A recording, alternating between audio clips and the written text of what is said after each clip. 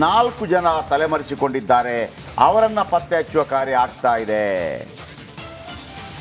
ಯಾರೆಲ್ಲ? A6 ಜಗದೀಶ್ ಜಗ್ಗ, A7 ಅನು, A8 Ravi, A9 Raju 4 ಜನ ತಲೆಮರೆಸಿಕೊಂಡಿದ್ದಾರೆ. 13 ಮಂದಿ ಅರೆಸ್ಟ್ ಆಗಿದ್ದಾರೆ. ಜಗದೀಶ್, ಅನು, ರವಿ, ರಾಜು ಎಸ್ಕೇಪ್. ಇವರು A6, A7, A8, A9. ಇವರಿಗಾಗಿ ಶೋಧ ನಡೆದಿದೆ. ಇವರ ಪಾತ್ರ ಏನು ಅನ್ನೋದನ್ನು ಕೂಡ ಹೇಳ್ತೀನಿ. ಇನ್ನು ಕೊಲೆ ಆರೋಪಿಗಳ ವಿರುದ್ಧ ರೌಡಿ ಶೀಟ್ ಓಪನ್ ಆಗುತ್ತೆ. ರೌಡಿ ಶೀಟರ್ ಓಪನ್ ಆದರೆ, ಯಾಕಂದರೆ ದೇಶದ ಕೊಲೆ ಕೇಸ್ನಲ್ಲಿ ರೌಡಿ ಶೀಟರ್ ಓಪನ್ ಆಗುತ್ತೆ. ಆಮೇಲೆ ದರ್ಶನ್ ಚಾಲೆಂಜಿಂಗ್ ಸ್ಟಾರ್ ಬದಲಾಗಿ ರೌಡಿ ಶೀಟರ್ ಆಗ್ತಾರೆ. ಆಮೇಲೆ ಈ ಹಿಂದೆ ಏನೆಲ್ಲ ಮಾಡಿದ್ದಾರೆ ಅನ್ನೋದು ಕೂಡ ಭಾಳ ಮುಖ್ಯವಾಗುತ್ತೆ. ಆಂಟಿ ಸೋಷಲ್ ಎಲಿಮೆಂಟ್ ಅಂತ ಕರಿತೀವಿ ನಾವು. ಸಮಾಜ ವಿರೋಧಿ ಕೃತ್ಯಗಳು. ನಿಮಗೊಂದು ಗೊತ್ತಿರಲಿ, ಒಂದು ಕಾನೂನಲ್ಲಿ ಒಂದು ಅವಕಾಶ ಇರುತ್ತೆ. ಸೊ ಹಾಗಾಗಿ ಪ್ರತಿಯೊಬ್ಬ ಆರೋಪಿಗಳ ಪ್ರೊಫೈಲ್ ರೆಡಿ ಮಾಡ್ತಾ ಇದ್ದಾರೆ. 17 ಮಂದಿ ಇವರೆಲ್ಲ ಏನೆಲ್ಲ ಮಾಡಿದ್ದಾರೆ, ಮತ್ತೊಂದು ಅದಾಗ್ಬಿಟ್ರೆ ಭಾಳ ಕಷ್ಟ ಇದೆ. ಆಮೇಲೆ ನಾನು ನಿಮ್ಗೆ ಹೇಳಿದೆ, ಕಾನೂನಲ್ಲಿ ಒಂದು ಅವಕಾಶ ಇದೆ. ಈಗ ನಿಮಗೆ ನಾನು ಈ ಹಿಂದೆ ಕೂಡ ಹೇಳಿದ್ದೆ, 1980s ಬೆಂಗಳೂರಿನಲ್ಲಿ ರೌಡಿಗಳ ಅಟ್ಟಹಾಸ ಜಾಸ್ತಿ ಆಯಿತು. ರೌಡಿಗಳ ಅಟ್ಟಹಾಸ ಯಾವ ರೀತಿ ಜಾಸ್ತಿ ಆಯಿತು ಅಂದರೆ, ಈ ನಾವು ಕೇಳ್ತೀವಲ್ಲ, ಈ ದೊಡ್ಡ ದೊಡ್ಡ ರೌಡಿಗಳು ಹೆಣ್ಮಕ್ಳು ಹೋಗೋಂಗಿಲ್ಲ, ಎತ್ತಾಕೊಂಡು ಹೋಗೋದು, ಹಿಂಗೆಲ್ಲ ನಡೆದ್ಬಿಡ್ತು. ಆಮೇಲೆ ಹೆಣ್ಮಕ್ಳು ಅವ್ರ ಮೇಲೆ ಅತ್ಯಾಚಾರಗಳು, ಅವ್ರು ಹೇಳ್ಕೊಳಂಗಿಲ್ಲ. ನಡಿ ಈಗ ಶುರು ಮಾಡೋಣ. ಕೇಸರಿಯಿಂದ ಮನೋಲ್ಲಾಸ ಮನಸ್ಸು ಮತ್ತೇರಿ ಕುಣಿದಾಡಿದೆ ನೋಡು, ಮನಸ್ಸು ಮತ್ತೇರಿ ಕುಣಿದಾಡಿದೆ ನೋಡು. ಕ್ಷಣ ಕ್ಷಣವೂ ಆಚರಿಸಿ ಕೇಸರಿ ಹಬ್ಬ. ವಿಮಲ್ ಬಾಯಲ್ಲಿ ಹೇಳಿ ಕೇಸರಿ. ಅವ್ರು ಪಾಪ ಸೈಲೆಂಟಲ್ಲಿ ಬದುಕಿ ಕೆಲವರೆಲ್ಲ ಏನೆಲ್ಲ ಮಾಡುತ್ತೆ.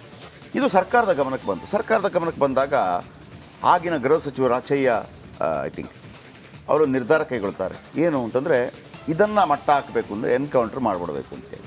ಈಗಲೂ ಎನ್ಕೌಂಟ್ರ್ ಅಂತ ಒಂದು ಇದೆ. ತುಂಬ ಕಿರಿಕಿರಿ ಆದರೆ ಈಗ ಕಾಲ್ಗೊಡಿತಾರಲ್ಲ, ಅದಕ್ಕೆ ಕಾರಣ ಇರುತ್ತೆ. ಅವರು ನಾವು ತಪ್ಪಿಸ್ಕೊಂಡು ಓಡಾಡಿದ್ರು ಇದಕ್ಕೆಲ್ಲ ಹೇಳ್ಬಿಟ್ಟು. ಆದರೆ ಅದು ಸರಿನೋ ತಪ್ಪು ಅನ್ನೋದ್ರ ಬಗ್ಗೆ ಈಗಲೂ ಕೂಡ ದೊಡ್ಡ ಜಿಜ್ಞಾಸೆ ಇದೆ, ಏನ್ರಿ ಕೊಂದು ಬಿಡೋದು ಅಂತೇಳಿ. ಆದರೆ ಈ 100 ಜನ ಉಳಿತಾರೆ ಅಂತನ್ನುವಾಗ, ಈಗ ಒಂದು ಕಾನೂನಲ್ಲಿ ಏನು ಹೇಳುತ್ತೆ, ಒಬ್ಬ 100 ಜನ ಅಪರಾಧಿಗಳು ತಪ್ಪಿಸ್ಕೊಂಡ್ರೂ ಪರವಾಗಿಲ್ಲ, ಒಬ್ಬ ಅಪರಾಧಿಗೆ ಶಿಕ್ಷೆ ಆಗಬಾರ್ದು ಅಂತಿರುತ್ತೆ. ಇಲ್ಲೇನಾಗತ್ತೆ, ಅಪರಾಧಿ ಅಂತ ಕಾಣ್ತಾ ಇದ್ದಾನೆ ಅವನು, ಆದರೆ ಆತ ತಪ್ಪಿಸ್ಕೊಳ್ಳುವಂಥ ಅವಕಾಶಗಳಿರುತ್ತೆ. ಆದರೆ ಆತನಿಗೆ ಶಿಕ್ಷೆ ಆದರೆ 100 ನಿರಪರಾಧಿಗಳು ಉಳಿತಾರೆ ಅನ್ನುವಂಥ ರೀತಿಯಲ್ಲಿ. ಇವನು ಉಳಿದ್ರೆ ಇವನಿಂದಾಗಿ ತುಂಬ ಕಂಟಕ ಆಗುತ್ತೆ. ದರ್ಶನ ವಿಚಾರದಲ್ಲಿ ಅದೇ ಆಗಿರೋದು. ಈ ಹಿಂದೆ ಗಲಾಟೆ ಆಯಿತು, ಸೂಪರ್ ಸ್ಟಾರ್ ಅನ್ನೋ ಕಾರಣಕ್ಕಾಗಿ ಎಲ್ಲರೂ ಅದನ್ನು ಸಹಿಸ್ಕೊಂಡ್ರು. ಈಗ ಹೆಂಗಾಗಿದೆ ಅಂತ ಹೇಳಿದ್ರೆ, ಇವ್ರದ್ದು ಫ್ಯಾನ್ಸ್ಗಳದ್ದು ಕಾಂಜಿ ಪಿಂಜಿ ಫ್ಯಾನ್ಸ್ಗಳು ಮನೆಯಲ್ಲಿ ನೋಡಿದರೆ ಪಾಪ ಅಲ್ಲಿ ಊಟಕ್ಕೆ ಗತಿ ಇಲ್ಲ, ಕೂಲಿನಲ್ಲಿ ಮಾಡ್ಕೊಂಡು ಬದುಕ್ತಾ ಇದ್ರೆ. ನಾನು ನೆನ್ನೆ ಕೆಲವು ಸ್ಟೋರಿ ತರಿಸಿದೆ. ಈ ಬಂದು ಇವರೆಲ್ಲ ಜಗ್ಗೇಶ್ ಅಂತವ್ರಿಗೆ ಮತ್ತೊಬ್ಬರಂತವ್ರಿಗೆ ಏನು ಅಣ್ಣನ ಬಗ್ಗೆ ಮಾತಾಡ್ತಾ ಇದೆಯಾ, ಹಿಂಗಾಗ್ಬಿಟ್ಟಿದೆ. ಮತ್ತೆ ಕಾರಣ ಯಾಕೆ, ಪೊಲೀಸ್ ಸ್ಟೇಷನ್ ಯಾಕೆ? ಓಕೆ, ಪ್ರತಿಯೊಬ್ಬರ ಪ್ರೊಫೈಲ್ ರೆಡಿ ಆಗ್ತಾ ಇದೆ. ಮುಂದಿನ ಸುದ್ದಿ ಏನು? ಮಾದೇಶ್ ಅವ್ರ ಲೈವ್ ತಗೋಬೋದು. ಓಕೆ, ಮಾದೇಶ್ ಇದರ ಬಗ್ಗೆ ಹೆಚ್ಚಿನ ಮಾಹಿತಿಯನ್ನು ಕೊಡ್ತಾರೆ. ಮಾದೇಶ್, ಓಕೆ, 16 ಮಂದಿ ನೋಡಿ, ಹೇಳ್ಬಿಡ್ತೀನಿ ನಾನು. A1 Pavithra Gowda, A2 Darshan, A3 Puttaswamy, Pavan. ನೋಡಿ, ಹೆಣ ಬಿದ್ದಾಗ ಫಸ್ಟ್ ಫೋನ್ ಮಾಡಿದ್ದೆ ದರ್ಶನ್ ಇವನಿಗೆ, ಪವನ್ಗೆ. ಇವನು ಚನ್ನಪಟ್ಟಣದವನು. ಆಮೇಲೆ A4 ರಾಘವೇಂದ್ರ, ಇವನು ಅಭಿಮಾನಿ ಸಂಘದ ಅಧ್ಯಕ್ಷ. A5 ನಂದೀಶ್, A6 A6 ಇಂದ A9 ತನಕ ತಪ್ಪಿಸ್ಕೊಂಡಿದ್ದಾರೆ. A6 ಜಗದೀಶು, A7 ಅನು, A8 Ravi, A9 Raju, A10 Vinay, A11 Nagaraj, A12 Lakshmana, A13 Deepak. ಇವನಿಗೆ 30 ಲಕ್ಷ ಕೊಡ್ತಾರೆ ವಿಲೇವಾರಿ ಮಾಡಿ. A14 ಪ್ರದೋಷ್, A15 ಕಾರ್ತಿಕ್ ಕಪ್ಪೆ, A16 ಕೇಶವಮೂರ್ತಿ, A17 ನಿಖಿಲ್ ನಾಯಕ್. ಈ ಕಾರ್ತಿಕ್, ಕೇಶವಮೂರ್ತಿ, ನಿಖಿಲ್ ನಾಯಕ್ ಇದಕ್ಕೆ ಸಂಬಂಧನೇ ಇಲ್ಲ ನನ್ನ ಪ್ರಕಾರ. ಇವರನ್ನ ಕರ್ಕೊಂಬಂದು ಪವನು ದೀಪಕ್ಗೆ ಹೇಳ್ಬಿಟ್ಟು ನೀವು ಸರೆಂಡರ್ ಆಗಿಬಿಡಿ ಅಂತ ಕರ್ಕೊಂಬರ್ತಾರೆ. ಇದ್ರ ಜೊತೆ ರಾಘವೇಂದ್ರ ಕೂಡ ಇರ್ತಾನೆ. ಬನ್ನಿ ಇದರ ಬಗ್ಗೆ ಇನ್ನು ಮಾದೇಶ್ ಹೆಚ್ಚಿನ ಮಾಹಿತಿ ಕೊಡ್ತಾರೆ. ಮಾದೇಶ್, 17 ಜನ, 4 ಜನ ತಪ್ಪಿಸ್ಕೊಂಡಿದ್ದಾರೆ. ಆಮೇಲೆ ಸರೆಂಡರ್ ಆಗಿದ್ದವರು 4 ಜನ, ಅವರಿಗೆ 30 ಲಕ್ಷ ಸಿಗತ್ತೆ ಅಂತೇಳಿ 10, 10, 5, 5 ಆ ಥರ ದುಡ್ಡು ಕೊಡಬೇಕು ಅಂತೇಳಿ. ಲೇಟೆಸ್ಟ್ ಅಪ್ಡೇಟ್ ಏನಿದೆ? ಇಂಥ ಒಂದು ಸುದ್ದಿ ಇದೆಯಪ್ಪ ಅಂತೇಳಿ ಕೊಡೋದಿದ್ರೆ ಮಾದೇಶ್ ಅವರಿಂದ ಏನಿದೆ ಸುದ್ದಿ?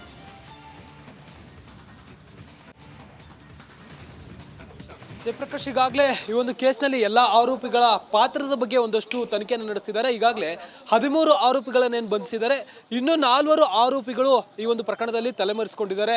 ರಾಜು, ರಾಘವೇಂದ್ರ ಮತ್ತೆ ಅನು ಸೇರಿದಂತೆ 4 ಆರೋಪಿಗಳು ಈ ಒಂದು ಕೇಸ್ನಲ್ಲಿ ತಲೆಮರೆಸಿಕೊಂಡಿದ್ದಾರೆ. ಹಾಗಾದ್ರೆ ಅವರ ಪಾತ್ರ ಈ ಒಂದು ಕೇಸ್ನಲ್ಲಿ ಏನು ಅನ್ನೋದನ್ನ ನೋಡೋದಾದ್ರೆ, ಇವರು ರಾಘವೇಂದ್ರ ಅನ್ನುವಂಥ ಆರೋಪಿ ಏನಿದ್ದಾನೆ ಈತನ ಸಹಚರರು ಅಂತ ಹೇಳಲಾಗ್ತದೆ. ಈ ಎಲ್ಲವೂ ಕೂಡ ರಾಘವೇಂದ್ರ ಸೇರಿ ಈ 4 ಆರೋಪಿಗಳು ಕೂಡ ಚಿತ್ರದುರ್ಗದ ಒಂದು ಗ್ಯಾಂಗ್ ಅಂತೇಳಿ ಹೇಳಲಾಗ್ತದೆ. ಆ ರೇಣುಕಾ ಸ್ವಾಮಿಯನ್ನ ಕೊಲೆ ಮಾಡೋದಕ್ಕೆ ಇವರು ಪ್ರೀ ಪ್ಲಾನ್ ಮಾಡ್ಕೊಂಡಿದ್ರು ಅನ್ನೋಂಥದ್ದು ಈಗಾಗಲೇ ತನಿಖೆ ವೇಳೆ ಗೊತ್ತಾಗಿದೆ. ನೀವು ಪ್ರಕರಣವನ್ನ ಸ್ಟಾರ್ಟಿಂಗ್ ಇಂದ ಕೂಡ ಗಮನಿಸ್ತಾ ಬಂದ್ರೆ ಪ್ರತಿಯೊಂದು ಹಂತದಲ್ಲೂ ಕೂಡ ಸಾಕ್ಷ್ಯ ಜೊತೆಗೆ ಆರೋಪಿಕೊಳ್ಳುವಂತದ್ದಾಗಿರ್ಬೋದು, ಬೇರೆ ಬೇರೆ ಕಡೆ ಬಾಡಿಯನ್ನ. ಲೇಟೆಸ್ಟ್ ಬೇಕು ನನಗೆ. ಇದು ನೀವು ಒಂದು ದಿವಸದ ಹಿಂದಿನಷ್ಟು ಸುದ್ದಿ ಹೇಳ್ತಾ ಇದ್ದೀರಿ, ನನಗದು ಬೇಡ, ಲೇಟೆಸ್ಟ್ ಬೇಕು. ಥ್ಯಾಂಕ್ ಯು ನಿಮ್ಮ ಮಾಹಿತಿಗೆ. A6 ಜಗದೀಶ್, A7 ಅನು, A8 ರವಿ, A9 ರಾಜು. ವೀಕ್ಷಕರೇ, 13 ಜನರ ಈಗ ಒಳಗಿದ್ದಾರೆ. ಇವರಿಗೆ ಎಲ್ಲಿಗೆ ಬಾರಿಸ್ಬೇಕು ಅಲ್ಲಿಗೆ ಬಾರಿಸಿದಾಗ ಬಾಯ್ಬಿಟ್ಟಿದ್ದಾರೆ 4 ಜನರನ್ನ. ಆಮೇಲೆ ಕಾರ್ತಿಕ್, ಕೇಶವಮೂರ್ತಿ, ನಿಖಿಲ್ ನಾಯಕ್, ಇವನು 15, 16, 17 ಇವರೆಲ್ಲ ಏನು ಅಂತಂದ್ರೆ ಇದು ಏನಾಯ್ತು ಗೊತ್ತಾ? ಮತ್ತೊಮ್ಮೆ ಹೇಳ್ಬಿಡ್ತೀನಿ ನಿಮಗೆ. ಹೊಡೆದದ್ದು ಹೌದು, ದರ್ಶನ್ ಹೊಡೆದು ಹೋಗ್ಬಿಡ್ತಾರೆ. ಹೊಡೆದು ಹೋದಾಗ ನಿಮ್ಗೆ ನೋಡಿ ಗಾಡಿ 3 ಸಲ ಬರುತ್ತೆ. ಸಂಜೆ 7 ಗಂಟೆ 33 ನಿಮಿಷಕ್ಕೆ ಬರುತ್ತೆ, 7:36 ವಾಪಸ್ ಹೋಗುತ್ತೆ. ಐ ಮೀನ್ ಆ ಸಂದರ್ಭದಲ್ಲಿ ಪವಿತ್ರ ಗೌಡರನ್ನ ಕರ್ಕೊಂಬರ್ತಾರೆ ಅಂತ ಅಂದ್ಕೊಂಡಿದ್ದೀನಿ. ಆ 1.5 ಗಂಟೆಗಳ ಕಾಲ ಇರ್ತಾರೆ, ಆಗ ಹೊಡಿತಾರೆ, ಮತ್ತೊಂದೆಲ್ಲ ಆಗುತ್ತೆ. ಆ ಸಂದರ್ಭದಲ್ಲಿ ಇವರು ಎಣ್ಣೆ ಪಾರ್ಟಿಗೆಲ್ಲ ಹೋಗಿರ್ತಾರೆ, ಕೆಲವು ಬಾರ್ ಶಾಪ್ಗೆಲ್ಲ ಹೋಗಿರ್ತಾರೆ, ಎಣ್ಣೆ ಗಿಣ್ಣೆಲ್ಲ ಆಗಿರುತ್ತೆ. ದರ್ಶನ್ ಹೋಗ್ಬಿಡ್ತಾರೆ. ನೋಡಿ, ದರ್ಶನ್ 2ನೇ ಸಲ ಹೋಗ್ತಾರೆ. ಇವ್ರದ್ದು ಆಟೋಟೋಪ ಜಾಸ್ತಿ ಆಗುತ್ತೆ. ಆಟೋಟೋಪ ಜಾಸ್ತಿ ಆಗಿ ಸತ್ತೋಗ್ಬಿಡ್ತಾನೆ. ಹೊಡೆದು ನೋಡಿ ಯಾವುದರಿಂದ ಹೊಡಿತಾರೆ? ಹಗ್ಗದಿಂದ ಹೊಡಿತಾರೆ, ಹಗ್ಗದಿಂದ ಕಟ್ತಾರೆ, ಮರದ ಕಟ್ಟೆಯಿಂದ ಹೊಡಿತಾರೆ, ಕೋಲುಗಳಿಂದ ಹೊಡಿತಾರೆ. ಆದರೆ ಅದರಲ್ಲಿ ನೋಡಿದಾಗ ಕಬ್ಬಿಣದ ರಾಡ್ಗಳಿಂದ ಕೂಡ ಹೊಡಿತಾರೆ, ತಲೆಗೆ ಹೊಡಿತಾರೆ. ರಕ್ತ ಹೆಪ್ಪುಗಟ್ಟಿದೆ ಪೋಸ್ಟ್ ಮಾರ್ಟಮಲ್ಲಿ 10-15 ಜಾಗ. ಅಂದರೆ ಒಂಥರ ವಿಚಿತ್ರ ರೀತಿಯಲ್ಲಿ ಏನು ಅಂತಂದರೆ ಈ ಪ್ರಾಣಿಗಳು ತಿಂತವಲ್ಲ ಮನುಷ್ಯನನ್ನು, ಆ ಥರ ಹೊಡೆದಿದ್ದಾರೆ ಇವರು. ಅಂದರೆ ಇವರಿಗೆ ತಲೆಯಲ್ಲಿ ನೋಡಿ ಆ ಕೈಗೆ ಹೊಡೆದಿರೋದು, ಗಂಟಿಗೆ ಹೊಡೆದಿರೋದು, ಈ ಗಂಟಿಗೆ ಹೊಡೆದಿರೋದು, ಒಂದು ಅಶ್ಲೀಲ ಫೋಟೋ ಮತ್ತು ಸಂದೇಶ ಕಳಿಸಿದ ಅಂತ ಅಂದ್ಬಿಟ್ಟು ಇಷ್ಟೊಂದು. ಆಮೇಲೆ ದರ್ಶನೇ ಬಂದು ನೋಡಿ ಎಷ್ಟು ಹೀನಾಯ ಕೃತ್ಯವನ್ನು ಮಾಡಿದ್ದಾರೆ ಅಂತಂದರೆ, ದರ್ಶನೇ ಬಂದು ಹೊಡೆದಿರುವಂಥದ್ದು. ಸತ್ತೋಗ್ಬಿಟ್ಟಿದ್ದಾನೆ ಅಂತ. ಓಕೆ, ಅದಾದ ನಂತರ ಸತ್ತೋದ್ರ ನಂತರ ಇವ್ರು ಫೋನ್ ಮಾಡಿದ್ದಾರೆ ದರ್ಶನ್ಗೆ, ಹಣ ಸತ್ತೋಗ್ಬಿಟ್ಟಿದ್ದಾನೆ ಅಂತ. ದರ್ಶನ್ಗೆ ರಾತ್ರಿ 3:30 ಗಂಟೆಗೇನೋ ಬಂದಿದ್ದಾನೆ. ಬಂದು ಒಬ್ಬ PSI, ಯಾರದು ಪಶ್ಚಿಮ ವಿಭಾಗದ PSI ಒಬ್ಬರಿಗೆ ಫೋನ್ ಮಾಡ್ತಾರೆ. ಆ PSI ಹೇಳ್ತಾನಂತೆ, ಬಾಡಿಯನ್ನು ಬೇರೆ ಕಡೆ ಸ್ಥಳಾಂತರ ಮಾಡಿ, ಅವನು ಯಾರು PSI, ಅವನನ್ನು ಪತ್ತೆ ಹಚ್ತೀವಿ. ಆತ ಅಂತ ಕೆಟ್ಟ ಐಡಿಯಾ ಕೊಟ್ಟಿದ್ರೆ ಆತ ಇರಬಾರ್ದು ಡಿಪಾರ್ಟ್ಮೆಂಟಲ್ಲಿ. ಓಕೆ, ಆಮೇಲೆ ನೀವು ಬಂದು ಸರೆಂಡರ್ ಆಗಿ ಅಂತ ಹೇಳ್ತಾನಂತೆ. ನೀವು ಬಾಡಿ ಬೇರೆ ಸ್ಥಳಾಂತರ ಮಾಡೋಂಗಿಲ್ಲ. ಆಮೇಲೆ ಚಾರ್ಮಾಡಿ ಕಡೆ ತಗೊಂಡು ಹೋಗುವಂಥ ಐಡಿಯಾ ಇತ್ತಂತೆ, ತಮಿಳ್ನಾಡು ಕಡೆ ತಗೊಂಡು ಹೋಗುವಂಥ ಐಡಿಯಾ ಇತ್ತಂತೆ. ಆಮೇಲೆ ಯಾವಾಗ ಸ್ಕಾರ್ಪಿಯೋದಲ್ಲಿ ಗಾಡಿ ಹಾಕಿದ್ದಾರೆ, ಪುಕ್ಕು ಶುರುವಾಗಿದೆ. ಅಲ್ಲೇ ಸುಮನಹಳ್ಳಿಯಲ್ಲಿ ಏನು ರಾಜಕಾಲುವೆಯಲ್ಲಿ ಹಾಕಿದರೆ ಮಳೆ ಬಂದರೆ ಕೊಚ್ಕೊಂಡು ಹೋಗುತ್ತೆ. ಒಬ್ಬ ಐಡಿಯಾ ಕೊಟ್ಟಿದ್ದಾನಂತೆ, ಮೋಸ್ಟ್ಲಿ PSI ಇರ್ಬೋದು. ಮಳೆ ಬರ್ತಾ ಇದೆ, ಇಲ್ಲಿ ಬೇರೆ ಶವಗಳು ಬಂದರೂ ಕೂಡ ಸಿಗೋದಿಲ್ಲ, ಕೊಚ್ಕೊಂಡು ಹೋಗುತ್ತೆ, ನೀವು ಆರಾಮಾಗಿರ್ತೀರಿ ಅಂತೇಳಿ. ಆದರೆ ಮರುದಿವಸ ದೇವ್ರ ಕೈ ಬಿಡ್ತಾನ. ಮರುದಿವಸ ಅಲ್ಲಿ ಅನುಗ್ರಹ ಅಪಾರ್ಟ್ಮೆಂಟ್ ಅಂತಿದೆ, ಅಲ್ಲಿಯ ಸೆಕ್ಯೂರಿಟಿ ನೋಡಿದ್ದಾನೆ, ಕಂಪ್ಲೇಂಟ್ ಕೊಟ್ಟಿದ್ದಾನೆ, 302 ಹಾಕ್ಕೊಂಡಿದ್ದಾರೆ. ಅಷ್ಟಾಗುವಾಗ ಇವರು ಯಾರು ಕಾರ್ತಿಕ್, ಕೇಶವಮೂರ್ತಿ, ನಿಖಿಲ್ ನಾಯಕ್, ರಾಘವೇಂದ್ರ ಬಂದ್ಬಿಟ್ಟು ಸರೆಂಡರ್ ಆಗಿದ್ದಾರೆ.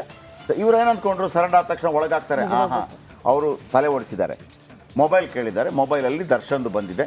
ದರ್ಶನನ್ನ ಏನು ಅಷ್ಟು ಬೇಗ ಅವರು ಅರೆಸ್ಟ್ ಮಾಡೋಕ್ಕೆ ಹೋಗಿಲ್ಲ. ಫೋನ್ ಟವರ್ ನೋಡಿದ್ದಾರೆ. ಈ 4 ಜನರದ್ದು ಮತ್ತು ದರ್ಶನ್ದು ಒಂದೇ ಕಡೆ ಇದೆ. ಇದನ್ನು ಗೃಹ ಸಚಿವರ ಗಮನಕ್ಕೆ ತಂದಿದ್ದಾರೆ. ದರ್ಶನ್ ಕೂಡ ಕೆಲವು ಶಾಸಕರ ಗಮನಕ್ಕೆ ಹೋಗಿದ್ದಾರೆ. ಶಾಸಕರು ಯಾರು ಅನ್ನೋದು ಕೂಡ ನನಗೆ ಗೊತ್ತಿದೆ. ಪ್ರಭಾವಿ ಸಚಿವರು ಕೂಡ ಶಾಸಕರು ಯಾರು ಅನ್ನೋದು ಗೊತ್ತಿದೆ ನಮಗೆ. ಅದಕ್ಕೆ ನಾವು ಹೇಳೋದು, ಎಲೆಕ್ಷನ್ ಟೈಮಲ್ಲಿ ಕರೆಸ್ಕೊಳ್ಳುವಾಗ ಸ್ವಲ್ಪ ಆಲೋಚನೆ ಮಾಡಬೇಕು. ಹಾಕಲ ಹೆಸರು ನಾವು ಬೇಡ, ಕಾಯ್ತಾ ಇದ್ದೀವಿ ಅಷ್ಟೇ. ಸಚಿವರು ಕೂಡ ಗೊತ್ತಿದೆ. ಆದರೆ ಯಾರು ಕೂಡ ಸಪೋರ್ಟಿಗೆ ಬರಲಿಲ್ಲ. ಯಾಕಂದರೆ ಮರ್ಡರ್ ಆಗಿದೆ ಅಂತ ಹೇಳೋದು ಅವರು ಕೂಡ ಕೈ ಎತ್ತಿ ಬಿಟ್ಟಿದ್ದಾರೆ. ಅದು ಮಾಧ್ಯಮದ ಒಂದು ಭಯ, ಆ ಭಯ ಇರಬೇಕು. ಓಕೆ, ಇಷ್ಟಾಗಿದೆ. 30 ಲಕ್ಷ ಕೊಟ್ಟಿದ್ದಾನೆ. ಯಾರಿಗೆ? ಪವನ್ ಅನ್ನೋರಿಗೆ ಕರೆ ಮಾಡಿದ್ದಾನೆ.